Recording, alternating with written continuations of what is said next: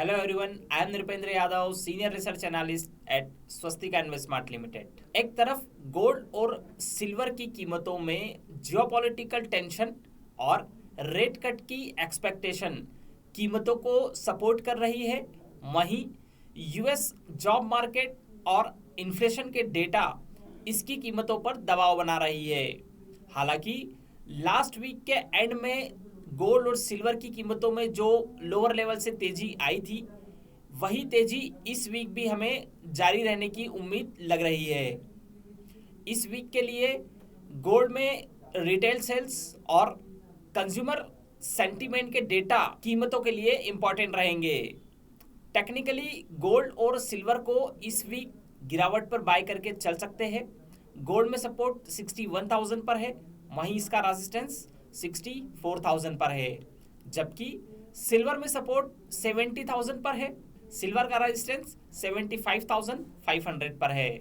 Middle east में ship attack के बाद उपजे तनाव के कारण क्रूड ऑयल की कीमतों में हमें एक बार फिर से तेजी देखने को मिल रही है और ये तेजी इस वीक भी हमें जारी रहती दिखाई दे सकती है, जबकि ओवर सप्लाई कंसर्न के कारण इसकी कीमतों में अपसाइड लिमिटेड ही रहने की संभावना है। क्रूड ऑयल में सपोर्ट 5900 पर है और इसका रेजिस्टेंस 6400 पर है, जबकि नेचुरल गैस की कीमतों में यूएस में फेवरेबल वेदर कंडीशन के चलते इसकी कीमतों में तेजी इस वीक भी हमें कंटिन्यू देखने को मिल सकती है। नेचुरल गैस पे सपोर्ट 240 पर है, वहीं इसका रेजिस्टेंस 300 और 330 पर है।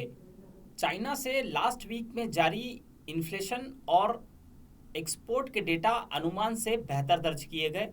उसके बावजूद बेस मेटल्स की कीमतों में ऊपरी लेवल्स पर हमें सेलिंग का दबाव देखने को मिल रहा है। इसकी कीमतों पे दबाव बना रहा है, वहीं डिमांड कंसर्न भी बेस मेटल्स की कीमतों को ऊपरी लेवल्स पर इसका अपसाइड लिमिटेड किए हुए है। बेस मेटल्स में इस वीक टेक्निकली ऊपरी लेवल्स पर सेल करके चल सकते हैं। कॉपर में सपोर्ट 700 पर है, वहीं इसका रेजिस्टेंस 721 पर है, जबकि जिंक में सपोर्ट 216 पर है और इसका रेजिस्टेंस 226 पर है। एल्यूमिनियम में सपोर्ट 195 और इसका रेजिस्टेंस 207 पर है। तो ये था हमारा इस वीक के लिए कमोडिटी मार्केट पर अपडेट।